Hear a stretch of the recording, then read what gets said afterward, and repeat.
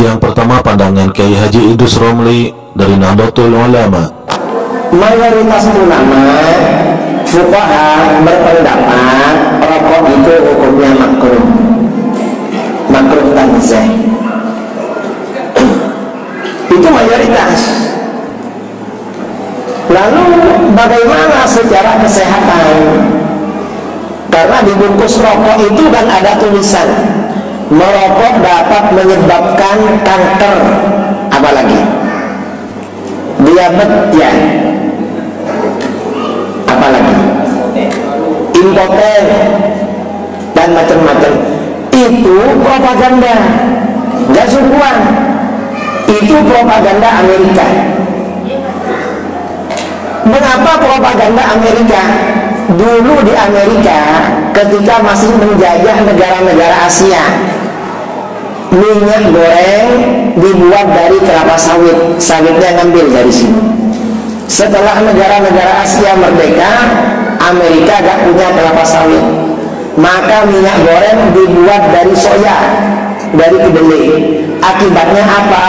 Menyebabkan diabetes, darah tinggi, impoten dan lain sebagainya. Nah, pabrik minyak untuk menutupi ini yang dikambing hitamkan adalah rokok. Yang sebenarnya hanya kambing hitam. Rokok itu biasa-biasa lah, nggak berbahaya seperti yang ada di bungkus rokok, enggak. Rokok itu berbahaya bagi orang yang nggak sehat memang. Nah, kalau orang nggak sehat, jangankan merokok, makan nasi biasa gak enak. Nah, kalau dikatakan rokok bahaya seperti yang ada di bungkus rokok, itu gak betul. Orang Jepang lebih banyak yang merokok daripada orang Amerika. Tapi yang kena diabetes, ya, yang kena diabetes, impoten dan lain sebagainya lebih banyak orang Amerika daripada orang Jepang. Itu gak betul itu. Di bungkus rokok itu gak betul. Ini bukan karena saya merokok, saya gak merokok, tapi kita ini membicarakan apa adanya. Karena mayoritas ulama berfatwa rokok itu makruh, bukan haram. Ada yang tanya, apa manfaatnya rokok? Loh, kalau ingin tahu, rokok dulu. Kalau sudah merokok, baru tahu manfaatnya. Saya dulu pernah merokok, cuma gak lama, sebentar, cuma 6 tahun dulu merokok. Cuma 6 tahun, tapi setelah itu berhenti. Berhentinya waktu di pondok. Di pondok itu merokok. Saya berhenti karena oleh guru saya, oleh kiai, dijadikan penasehat yang memberi konseling, memberi ceramah pada murid-murid yang rajin merokok. Padahal saya merokok, saya disuruh ceramah pada yang merokok, akhirnya berhenti merokok. Sebenarnya sudah 6 tahun. 1 tahun berhenti merokok. Ada murid saya yang nggak tahu, datang ke kamar saya ngasih rokok 1 bungkus. Loh, dikasih rokok. Karena dikasih rokok, gak ada yang merokok. Habis isya saya beli kopi 1 gelas sambil belajar baca kitab, rokokan. Gak terasa habis 1 bungkus. Sekarang sudah enggak lagi. Kenapa? Karena sering ngisi acara di tempat-tempat yang gak bisa merokok. Malah kalau bermalam di hotel, kalau ketemu merokok satu katanya didenda 500.000, lebih mahal dendanya daripada rokoknya. Akhirnya gak merokok lah. Tapi menurut saya rokok tidak haram, makruh. Karena sebab-sebab keharaman gak ada di rokok itu. Dan manfaatnya ada. Di Universitas Brawijaya Malang sama Rumah Sakit Paru-Paru Jember ada rokok sehat. Ada rokok khusus orang yang kena asma. Itu obatnya rokokan, bisa sembuh. Ini dalil untuk merokok, ya. Tapi jangan merokok lah kalau nggak merokok, karena rokok itu bau. Kalau nggak percaya, tanya sama istrinya bangun tidur kalau orang merokok. Ada lagi. Yang kedua dari Ustadz Adi Hidayat. Hukum merokok. Saya pribadi ya, kalau berbeda pendapat ya saya hargai, silakan saja. Tapi saya pribadi mengatakan haram. Haram saya pribadi. Kalau antum percaya dengan saya, ya antum tinggalkan rokok. Tinggalkan. Apa dalil yang menjadikan? Tolong sampaikan pada saya saja bukti, satu saja yang menguatkan pada saya bahwa rokok itu bisa halal. Halal itu kan artinya nggak ada masalah, hilal muskilah, nggak ada masalahnya, tidak menimbulkan masalah, tidak madarat, tidak melanggar unsur yang bisa menyebabkan jatuh hukum-hukum yang sifatnya kemudian mencegah dari keburukan. Baik, mencegah dari keburukan, segala yang halal pasti baik. Baik dari segi hukum, baik dari manfaat, baik untuk kesehatan kalau itu makanan, baik untuk fisik kalau itu pakaian, baik untuk kehidupan kalau itu sekitaran dalam kehidupan kita. Sekarang persoalannya, tolong tunjukkan pada saya di mana sisi baik rokok yang dipandang secara objektif itu baik. Mana baiknya? Kalau rokok itu baik, antum boleh nggak anak antum yang 5 tahun dikasih rokok? Katanya baik. Antum sih nggak membolehkan anak antum merokok, kenapa antum merokok? Begitu? Dan antum sepakat bahwa rokok itu kan ada racunnya. Di dalam rokok itu sesuatu yang berbahaya. Antum yang merokok, masya Allah, menebarkan dia racun untuk orang lain, dan penghisap itu kan lebih banyak ya negatifnya dibandingkan dengan perokok aktifnya. Perokok pasti itu lebih berbahaya, dan sudah banyak penelitian di situ. Maka kalau saya pribadi mengatakan rokok haram gitu kan, jangan membunuh jiwa sendiri dengan keadaan yang demikian. Kalau antum masih mau mengambil yang lainnya, ya itu terserah antum pribadi ya. Tapi kalau antum bisa merokok misalnya sampai malam ini, saya katakan pada antum, kalau antum mencintai kita semua, berhentilah antum merokok, simpan. Ya, setiap antum merokok, masya Allah, setiap mau merokok, antum bikin kotak aja dulu. Kalau bisa kotak kayak akuarium, simpan. Ya, terus kebiasaan antum merokok, begitu kemudian ingin beli rokok, antum ganti Bismillah, masukkan ke akuarium itu. Bismillah, masukkan lagi. Bismillah, setiap mau merokok, berlindung kepada Allah, ya Allah jauhkan saya, Allah, ya Allah jauhkan saya. Minta, bertekad, tapi konsisten. Ya, begitu uang siap diberikan, masukkan akuarium, lihat dalam setahun. Begitu setahun, bisa beli motor antum. Buka akuariumnya, antum lihat, ternyata kebiasaan merokok itu ketika antum simpan, hasilnya bisa bermanfaat lebih untuk antum. Ya, jadi saya mohon kepada antum semua, kalau merokok lebih baik berhenti saja. Kalau ada pendapat lain, itu pendapat masing-masing, tidak harus dan saling berselisih di situ. Jelas ya? Ustaz tidak merokok lagi, nggak tahu caranya merokok. Ya memang sering merokok, kan? Apa yang mau dipaksakan di situ? Kita beralih pada pandangan Ustaz Abdul Somad. Apa hukum orang merokok?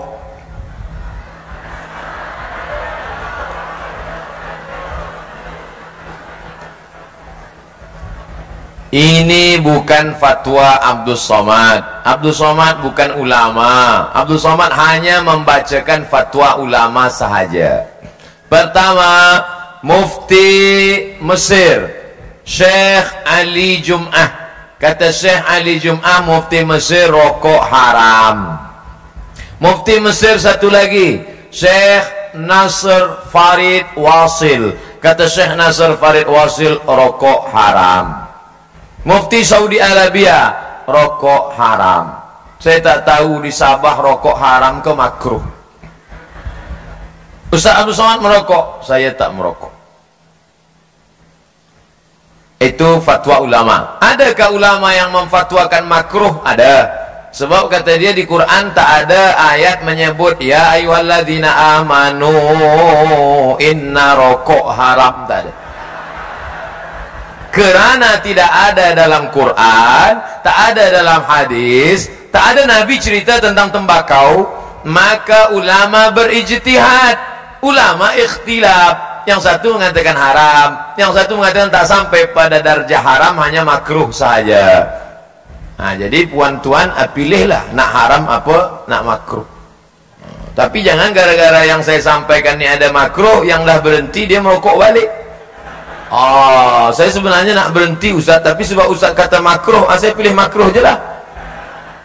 Yang dah berhenti elok, sebab dia banyak memudaratkan. Mudaratnya lebih besar daripada manfaatnya.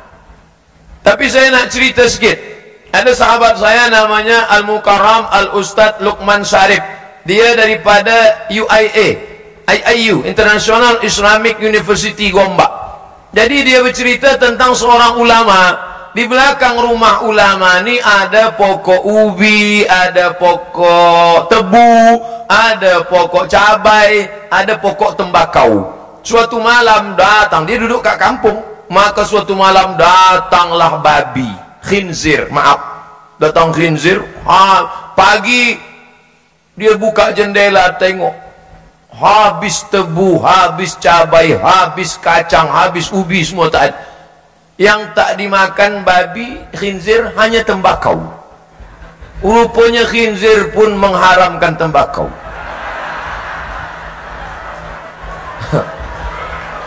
Nah, itu. Tapi cerita ni, padahal khinzir itu kan haram. Khinzir itu kan haram. Yang haram pun mengharamkan tembakau. Yang sakit hati, saya cerita aja.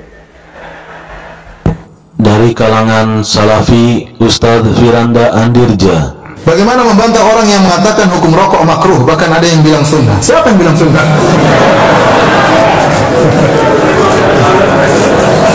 Ada yang bilang, ada sebagian ustadz atau sebagian kiai mengajar pengajian, dia bilang rokok ini wajib bagi saya. Kalau saya tidak merokok, saya tidak bisa ngajar. Itu namanya kecanduan. Sama, ada orang kalau nggak morfin dia stres. Dia nggak, stresnya bisa hilang kalau dia apa? Pakai morfin. Dia bilang jadi morfin jadi halal, jadi wajib? Enggak kan? Enggak. Ya, rokok itu haram. Ya, saya termasuk orang yang paling terganggu dengan rokok. Ya, kalau orang tidak biasa merokok sangat stres dengan orang yang merokok. Ya, kata Nabi SAW, la darar wa la dirar. Tidak boleh memberi kemudaratan kepada diri sendiri dan tidak boleh juga memberi kemudaratan kepada orang lain. Ad-dararu yuzal. Ya. Dalam kaidah namanya kemudaratan harus dihilangkan. Dan orang yang merokok, dia beri kemudaratan kepada dirinya dan beri kemudaratan kepada orang lain. Ya. Misalnya di hotel terganggu, ada orang merokok di samping kamar kita, gua sama asapnya masuk ke, sebenarnya asap rokok itu bisa masuk ke sela-sela ya. Rokok sebelah masuk ke kamar kita. Ini kemarin saya di Mekah seperti itu. Sampai istri saya, sampai kita setengah mati lagi. Ada asap rokok, kurang ajar ya. Sebelah merokok orang Indonesia. Aduh, kita mau tegur ribut lagi, umroh lagi, macam-macam, gak enak. Akhirnya ya sudah, biarkan lagi. Tapi benar-benar mengganggu.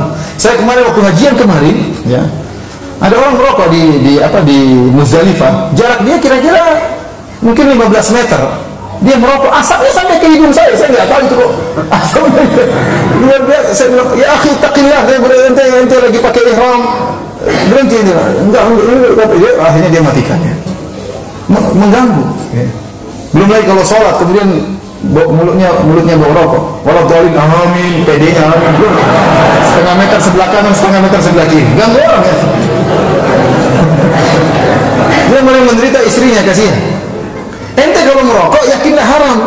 Jangan ente bilang sunnah. Kalau ente yakin itu haram, suatu saat ente bisa meninggalkan. Berdoa kepada Allah supaya bisa meninggalkan. Tapi kalau itu sunnah. Gimana mau ditinggalkan sunnah? Dapat pahala merokok.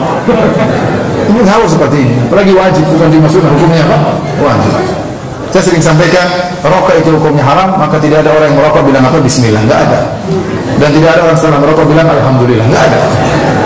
Karena hati dia nggak enak sama malaikat. Masa merokok bilang apa? Bismillah. Dari organisasi Muhammadiyah, Ustadz Mujiman. Ini pertanyaan tentang rokok. Zaman Nabi tidak ada rokok. Karena zaman Nabi tidak ada rokok, maka dalilnya adalah dalil umum atau kias. Dalam hal ini yang pertama, bahwa Allah berfirman wa yuharrimu alaihimul khubais. Allah mengharamkan yang buruk-buruk. Wa yuhillu lahumut thayyibat, dan menghalalkan yang baik. Kira-kira rokok termasuk baik atau buruk? Kalau bilang baik, anaknya suruh merokok enggak? Istrinya suruh merokok enggak? Enggak, kenapa? Orang yo, berarti tidak baik. Itu dari sisi dalil umum. Kemudian juga dilihat dari mudaratnya. Ada mudaratnya enggak? Setahu saya dokter-dokter yang pernah saya temui, dokter yang merokok atau tidak merokok, nah dokter yang merokok juga banyak, itu semua merekomendasikan kalau rokok itu tidak baik. Artinya apa? Rokok ini mengandung mudarat, dan dalil menghindari mudarat itu banyak. Yang terkenal la dororo wala diroro, jangan membahayakan diri sendiri maupun orang lain. Dan merokok itu membahayakan diri sendiri maupun orang lain. Ada dalil lain, ada di bungkus rokoknya, merokok membunuhmu, ya kan? Karena ada dalil merokok membunuhmu, di situ tertulis maka Al-Quran mengatakan wala tulqu biaidikum ila tahlukah, jangan jerumuskan kepada kebinasaan. Ada lagi wala taqtulu anfusakum, jangan bunuh dirimu sendiri, dan lain-lain. Kita ambil itu saja. Dari sisi itu maka rokok bisa diambil kesimpulan hukumnya antara dua. Yang pertama hukumnya makruh, yang kedua hukumnya haram. Jadi rokok itu bisa hukum makruh, bisa hukum haram. Nah, kalau saya pribadi memilih pendapat yang hukumnya haram, bukan makruh. Kenapa hukumnya haram? Mengganggu diri sendiri maupun orang lain, dan kandungan racunnya lebih banyak daripada manfaatnya. Dalam Quran ada khamar, itu salah satu ilahnya ismu ma akbaru min naf'ihima, bahayanya lebih besar daripada manfaatnya. Ini sama dengan rokok, bahayanya lebih besar daripada manfaatnya. Dan kadang banyak orang yang dia tidak peduli dengan anaknya, tapi peduli dengan rokoknya. Anaknya bilang ya jajan, tidak dibelikan, tapi dirinya merokok. Jadi ini memudaratkan bagi anaknya, yang harusnya anaknya bisa jajan malah untuk merokok, yang harusnya bisa ditabung, yang harusnya bisa untuk infak malah tidak infak, malah tidak nabung. Sehingga kalau saya pribadi lebih kepada pendapat haram tentang masalah rokok. Karena pendapatnya ini haram, maka kalau diberikan kepada orang lain sama saja tolong menolong dalam dosa dan permusuhan. Kalau permusuhannya tidak masuk ya, tapi tolong menolong dalam dosa. Wala ta'awanu alal ismi, jangan tolong menolong dalam dosa, kecuali berpendapat makruh. Kalau berpendapat makruh, maka diberikan kepada orang lain tidak termasuk tolong menolong dalam dosa. Kalau di Muhammadiyah sendiri pernah ada pendapat makruh, itu yang ada di buku Tanya Jawab Agama yang diterbitkan oleh Majelis Tarjih di jilid 1, itu hukumnya makruh. Tapi tahun 2007, 2010, 2020 itu ketika ada pertanyaan-pertanyaan yang sama tentang beasiswa pendidikan dari rokok, pendapatnya apa tentang rokok, apa hukumnya di situ menurut Tarjih? Hukumnya haram. Nah, sehingga memang ada pendapat lama makruh, pendapat baru haram.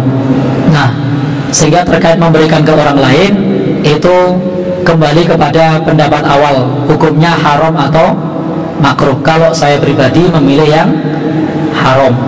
Sehingga kalau misalnya ada uang rokok, jaluk mentani wae Pak. Jadi jaluk mentani wae. Ngapunten kula mboten utut, kula nyuwun mentani mawon gitu. Pripun Pak?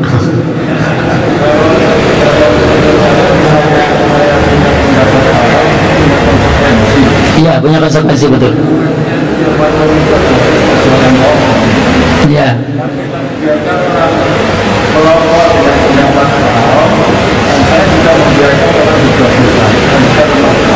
Iya. Jadi konsekuensi dari itu rasa tidak berani melarang orang yang lain, tidak berani mengingatkan. Ini ya saya tidak. Oh ya. Jadi sah-sah saja dalam istihad di dalam apa hal yang terkait dengan fikih itu, apalagi ini nasnya di zaman Nabi tidak ada. Lalu kemudian muncul perbedaan pendapat, itu satu hal yang normal, satu hal yang normal. Kalau yang namanya amar ma'ruf nahi mungkar itu tidak bisa dilakukan dalam kaidah amar ma'ruf nahi mungkar, itu tidak bisa dilakukan dalam perkara khilafiyah. Karena ini khilafiyah, maka nahi mungkar rokok itu tidak bisa dilakukan. Berbeda dengan perkara yang disepakati, itu bisa dinahi mungkar. Khamar sepakat bisa dinahi mungkar, kalau rokok tidak bisa. Karena rokok ini termasuk perkara yang diperselisihkan. Karena termasuk perkara yang diperselisihkan, maka tidak ada nahi mungkar dalam perkara yang diperselisihkan. Kita baru bisa nahi mungkar dalam perkara yang disepakati.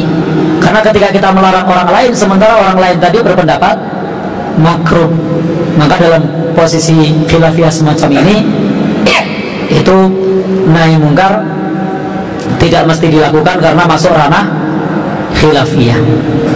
Jadi itu diantara kaidah nahi mungkar. Kita tidak bisa nahi mungkar dalam perkara-perkara yang berbeda pendapat. Maka kalau ada orang yang melakukan sesuatu yang itu ranahnya khilafiyah, lalu kemudian dicegah, itu tidak bisa dibenarkan. Tetapi sesuatu yang disepakati nahi mungkar itu bisa dijalankan. Jadi kalau terkait apa yang jenengan sampaikan tidak bisa mencegah, itu tidak masalah, karena ini ranah khilafiyah. Jadi dalam ranah khilafiyah itu konteksnya adalah berlapang dada terhadap perbedaan pendapat. Karena kita punya pandangan haram, orang lain punya pandangan makruh, ya sudah, tidak bisa dihukumi sebagai kemungkaran karena ada beda pendapat. Bisa dipahami ya? Wallahu a'lam bishawab. Dan yang terakhir dari organisasi Majelis Tafsir Al-Quran, Dr. Andes Ahmad Sukina. Ya, akhir-akhir ini saya sangat resah Pak Ustadz, karena di bulan April ini di desaku musim tanam tembakau. Berkenaan dengan hal itu, karena saya pernah membaca majalah Durasi yang terbit tahun 2008 tentang fatwa MUI yang mengharamkan rokok, dan beberapa minggu yang lalu Ustadz juga pernah menerangkan haramnya rokok, sama saja dengan bunuh diri dan itu haram. Setahu saya bahwa utama rokok itu, setahu saya bahan utama rokok itu dari tembakau. Yang akan saya tanyakan satu, sebagai petani, kalau saya tanam tembakau apakah berdosa karena termasuk menyediakan bahan untuk rokok yang mana hukumnya haram? Yang kedua, apakah saya harus mengganti tanaman tembakau dengan yang lain padahal musim seperti ini tembakau menjadi tanaman favorit? Terima kasih atas penerangannya Ustadz, karena besok saya akan mulai menanam tembakau, tapi sebelumnya mohon petunjuknya. Ini bagus ini. Jadi tanya sebelum berbuat itu bagus. Jangan sudah berbuat ya baru tanya. Pertama saya luruskan, sampai hari ini saya tidak pernah memfatwakan rokok itu haram. Kalau saudara tadi mengatakan MUI mengharamkan rokok, memang betul. Terus berapa minggu yang lalu Ustadz mengharamkan rokok, tidak, saya tidak mengharamkan itu. Maka kalau dengarkan pengajian yang teliti, ya kan? Rokok dulu itu ditulis di bungkusnya itu menyebabkan kanker, gangguan janin, gangguan jantung dan sebagainya. Nanti kan menyengsarakan diri kan? Sekarang ditulis malah lebih tegas lagi, merokok membunuhmu. Yang gitu lah. Nah, terus saya terangkan, membunuhmu berarti membunuh diri. Orang bunuh diri itu halal apa haram? Haram. Yang saya terangkan, orang bunuh diri itu haram. Ya lah, bukan merokok haram. Orang bunuh diri itu haram. Dengan cara apapun, apa dengan cara rokok, apa dengan minum racun, apa dengan minum apa yang menjadikan bunuh diri itu haram. Dipisahkan itu ya. Jadi yang haram itu bunuh diri. Kalau ternyata rokok itu bunuh diri, berarti bunuh dirinya haram, bukan merokoknya. Ya, bunuh dirinya haram. Kalau nanti yang akan bunuh diri rokoknya tidak, berarti bunuh diri dengan yang lain halal. Maka dengan alat apapun bunuh diri itu haram. Qur'annya mengatakan kalau kamu diberi rezeki oleh Allah, anfiqu fi sabilillah wala tulqu bi aidikum ila tahlukah. Belanjakan hartamu di jalan Allah. Diberi harta oleh Allah itu diperintah Allah untuk membelanjakan di jalan Allah. Jangan membelanjakan harta yang tujuannya menganiaya dirimu sendiri. Nah, kalau kamu beli rokok, pada rokok itu untuk membunuh diri, berarti kamu diberi belanja, diberi harta oleh Allah itu untuk menganiaya dirinya sendiri. Menganiaya dirinya sendiri itu yang haram. Tidak hanya rokok aja, kamu gunakan untuk apa aja kalau tujuannya menganiaya diri, akibatnya pembelanjaan hartamu jatuh pada penganiayaan diri sendiri, itu haram. Nah, sekarang kamu petani tembakau, kemarin warga Intel sudah saya anjurkan, ya, sampai sekarang kan belum saya tegaskan. karena rokok itu sangat membahayakan, maka seluruh warga MTA jangan ngerokok. Yang masih belum bisa meninggalkan rokok, tolong ngajinya berhenti dulu. So nek wis leren sing ngerokok baru ngaji lagi, bukan dikeluarkan. Pol nek sing ngerokok. Wana wis rokok wis pol, marem lah, mandek lagi ngaji meneh. Lah so nek pol rokoknya terus jantungnya pedot ya wis rasa ngaji. Ya kan? Nah, di samping itu karena rokok itu terbukti membahayakan, maka seluruh warga MTA saya anjurkan mulai sekarang dikurangi jual rokoknya. Nanti pada akhirnya saya larang untuk berjualan rokok. Terima itu juga ada yang resah. Ada yang resah, tapi ada yang bismillah. Karena anjuran Ustaz itu berdasarkan Quran dan Sunnah, bismillah. Akhirnya padahal itu ada saudara laporan pada saya, pimpinan MTA di daerah Sragen sana. Rokok itu omsetnya paling besar.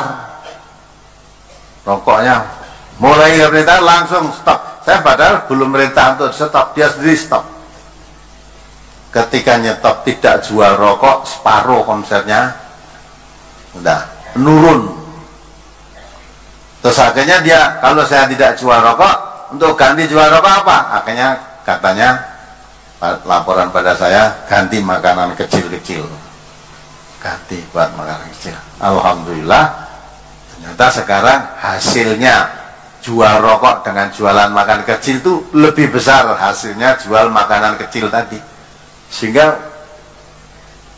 anjloknya penghasilan karena tidak jual rokok tadi sudah tertutup, hilang dengan diganti jualan tadi dan lebih besar hasilnya. Ya. Maka saudara petani tadi nggak usah resah. Kalau kamu meyakini itu suatu kebenaran, ben kancane nandur mbako kowe nandur telo apa-apa gitulah. Apa yang jelas menguntungkan, karena rezeki itu dari Allah. Ya. Yang menanam bako itu petani-petani banyak yang tidak tanam bako ya. Baik itu kok. Dan kalau udah nandur bako, karena saya ya bako itu sangat membahayakan jadi rokok. Jadi ya sudah saya lebih baik tanam apa aja lah yang bukan bako, tanduri apa ya. Nah, ya, insya Allah nanti mau yang menumbuhkan itu Allah, menumbuhkan tanaman yang ditanam itu yang menumbuhkan Allah. Ya, hasilnya baik atau tidak Allah juga yang menentukan.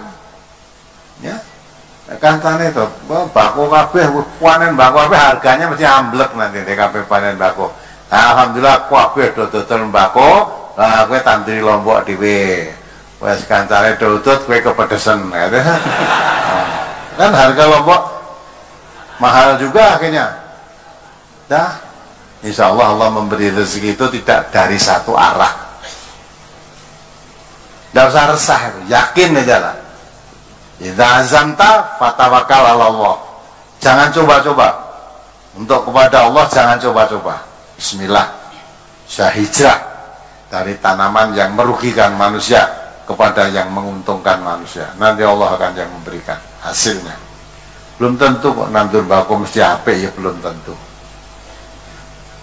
Banyak juga yang petani tembakau mengeluh juga banyak kan. Nah, kalau kamu tidak nanam bako, nanti andai kata petani mengeluh, kamu tidak termasuk karena tidak menanam kok. Ya, tanaman apa yang kira-kira tidak? Insya Allah kalau niatnya lurus, Allah menggantinya.